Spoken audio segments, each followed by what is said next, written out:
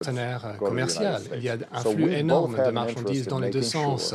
Et donc, il est dans notre intérêt partagé que des deux côtés de l'Atlantique, les partenaires retrouvent la croissance et qu'il y ait une prospérité économique. En fin de compte, les problèmes européens seront résolus par les Européens, par les dirigeants européens.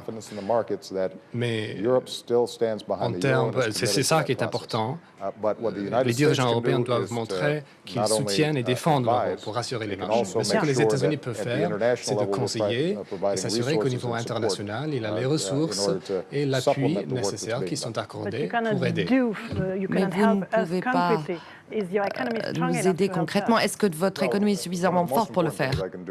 Une des choses essentielles que je peux faire pour l'économie européenne, c'est de s'assurer qu'il y a une croissance économique aux États-Unis. Donc, comme nous l'avons dit, il faut nous aussi réduire notre déficit budgétaire. Nous devons aussi stimuler la croissance économique, accélérer cette croissance aux États-Unis. J'ai soumis une proposition de loi au Congrès qui s'appelle l'American Jobs Act pour créer des emplois, notamment pour des projets d'infrastructure. Cela va aussi avoir des avantages pour l'Europe, puisque si le taux de croissance aux États-Unis est de 5% au lieu de 2% ou 1%, il y aura un impact direct, notamment pour les exportations européennes. Mais au-delà de cette loi, les flux financiers aujourd'hui sont totalement mondialisés. Et la coopération qui existe entre notre Banque centrale et les Européens pour s'assurer qu'il y a suffisamment de liquidités dans les marchés, c'était absolument essentiel. Et ça aide l'Europe à résoudre ces problèmes. On a salué, certains ont salué la prise de responsabilité du couple franco-allemand pour résoudre ou tenter de résoudre cette crise face à la Grèce. D'autres disent que le couple franco-allemand a pu être humiliant pour la Grèce et a pu, d'une certaine manière, se détourner, aussi se défier des peuples, en tout cas. Vous savez, on est en démocratie. Et en démocratie, la première règle, c'est d'accepter les critiques. Et c'est normal qu'il y ait des critiques. Et moi, je ne prétends pas qu'on a tout bien fait. Ce que j'ai voulu faire avec Mme Merkel, c'est ne pas subir des événements. Ce que vient de dire le président Obama est capital. Quand Lehman Brothers a fait faillite, vous croyez que ça n'a touché que les banques américaines? Toutes les banques européennes ont été impactées. Quand on veut lutter contre les paradis fiscaux, ce cancer, les voleurs, les menteurs, ceux qui dissimulent, si les États-Unis d'Amérique ne sont pas d'accord, alors comment on peut faire? S'il y a un trou dans le dispositif, et Barack se souvient bien qu'à Londres, c'est lui qui a aidé la France à obtenir la publication de la liste des paradis fiscaux dans le communiqué final. On doit travailler ensemble. Alors après, Mme Merkel et moi, c'est la première économie de l'Europe, l'Allemagne. La seconde économie, c'est la France. C'est normal qu'on prenne nos responsabilités. Mais qu'est-ce qu'on attend de nous? Nous sommes des acteurs. Nous ne pouvons pas être des observateurs qui regardons s'écrouler par la crise les emplois de milliers de gens, de dizaines de milliers de gens qui n'y sont pour rien, et nous, faire des sourires, des petits signes, regarder, ne rien faire. On dit que vous avez tordu le bras, entre guillemets, de M. Papandréou. Non, c'est pas comme ça. On lui a dit franchement ce qu'on pensait, que faire un référendum sans informer ses partenaires, c'était pas bien, et que s'il y avait un référendum, parce que c'est toujours bien d'en appeler au peuple, il fallait en appeler au peuple sur la vraie question. Voulez-vous rester dans l'Europe ou pas? L'Europe, c'est des droits, et Barack, maintenant, voit bien comment ça fonctionne, l'Europe, mais c'est aussi des devoirs. Et nous ne pouvons pas dire aux contribuables allemands, aux contribuables français, prêtez de l'argent à la Grèce, mais le gouvernement grec dit, à nous les règles, elles ne sont pas pour nous. Et je suis heureux que la raison soit revenue. J'aime la Grèce, j'apprécie énormément l'Italie pour tout un tas de raisons, y compris familiales, mais il y a des règles. Il faut un petit peu d'autorité et un petit peu de règles. Sinon, l'Europe, ça ne marche pas. Et nous, nous voulons que l'Europe marche. Et nous le devions à nos partenaires américains. Parce qu'eux aussi, ils ont besoin qu'on soit stable. Président Obama,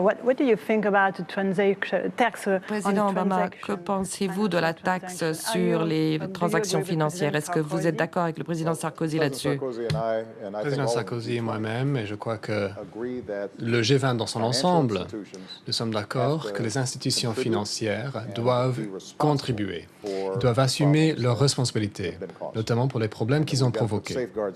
Il faut mettre en place des garde-fous pour s'assurer que le type de crises que nous avons vues sont gérées de manière idoine. Donc, le président Sarkozy ainsi que d'autres dirigeants européens ont examiné cette idée d'une taxe sur les transactions financières. Aux États-Unis, nous avons un concept semblable que nous appelons une redevance pour la responsabilité financière. Cette redevance se concentre ciblée spécifiquement sur les banques plutôt que sur les transactions. Mais le principe sous-jacent, c'est un principe partagé. Et ce principe est que l'on ne peut pas avoir des établissements financiers très importants qui prennent des risques énormes, qui agissent de manière irresponsable, et que cela ait un impact énorme sur le contribuable américain, sur le contribuable français, sur le grand public, les citoyens ordinaires. C'est les citoyens ordinaires qui doivent assumer le fardeau financier, alors que ceux qui ont provoqué le problème n'ont pas de fardeau à porter. Donc il y a toute une série de mesures à prendre.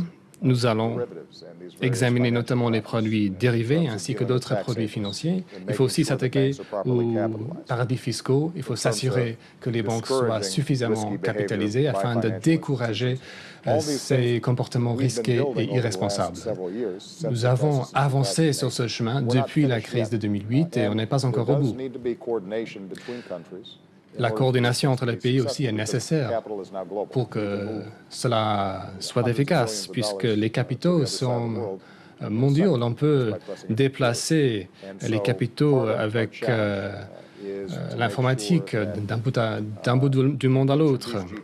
Donc l'on doit s'assurer qu'à chaque sommet du G20, on institutionnalise ces coopérations réglementaires qui sont essentielles pour qu'il n'y ait pas de brèche, pas de lacune dans ce système. C'est important ce que dit Barack Obama. C'est le premier président des États-Unis qui fait un pas vers la taxation des acteurs financiers. Ce n'est pas facile pour lui. Il y a une tradition, nous, en Europe, qui n'est pas la même. Nous voulons une taxe sur les transactions financières. On a parlé de ce sujet jeudi matin et je suis reconnaissant au président Obama d'être ouvert sur la taxation des acteurs financiers. Ils ont fait prendre des risques immenses au monde. Mais jusqu'à présent, la position traditionnelle des États-Unis, ce n'était pas celle qu'exprime le président Obama. Il a fallu qu'il vienne pour qu'il y ait une ouverture sur le sujet. Ça ne veut pas dire qu'on va faire les mêmes choses, naturellement. Mais si d'un côté de l'Europe, il y a toute la taxation et de l'autre côté, aux États-Unis, il n'y a rien, il y a un déséquilibre. Et cette ouverture, c'est ça la coordination. On n'était pas d'accord sur tout, on reste avec des différences de modalités, mais la volonté de faire participer le secteur financier à la solution de la crise, alors qu'ils nous ont mis dans cette crise, elle est totale des deux côtés de l'Atlantique. Mr. President, one question about your relationships. Months ago or years ago, quelques questions sur les liens entre vous deux. On a dit que votre évolution et votre lien personnel entre ces deux dirigeants, ce lien a évolué en dents de scie. Est-ce que l'on peut dire aujourd'hui que vous êtes des amis proches? Je crois que, vu le fait que nous avons beaucoup travaillé ensemble, Nicolas et moi-même, nous avons un lien excellent. Et nous l'avons toujours eu. C'est quelque chose qui résulte du fait que nous partageons des responsabilités et nous menons les mêmes combats dans une époque très difficile. Nicolas a toujours été un partenaire ouvert, qui travaille beaucoup, qui a beaucoup d'énergie, que ce soit sur les questions économiques ou des questions liées à la sécurité. Il a été un partenaire absolument essentiel. On n'aurait pas pu réussir en Libye sans l'initiative, sans le leadership de Nicolas Sarkozy et de l'OTAN. On ne serait pas dans une position aussi forte en Afghanistan sans le leadership de Nicolas Sarkozy ainsi que les autres partenaires de la coalition. Donc sur les questions sécuritaires et sur les questions économiques, nous traversons une époque très difficile. Et une chose que Nicolas et moi-même nous partageons, c'est l'idée que des pays tels que la France et les États-Unis, qui partagent les mêmes valeurs, qui partagent une histoire et qui sont des partenaires économiques très importants, nous devons travailler ensemble afin créer un monde dans lequel il y a des perspectives, qu'il y a des libertés de culte, liberté de la parole. Donc j'apprécie énormément notre partenariat. Mais vous savez, moi, je peux vous raconter une anecdote, c'est que j'ai rencontré Barack Obama bien avant qu'il ne soit président. Je peux même vous dire que je lui avais demandé à l'époque, je crois que c'était en 2005, est-ce que vous serez candidat? Il m'avait dit, oh, c'est un peu tôt.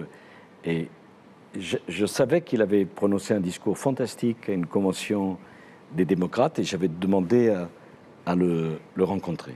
Voilà. Et c'est un homme avec qui on peut parler, on a toujours pu parler. C'est un homme qu'on peut convaincre, c'est un homme qui est courageux.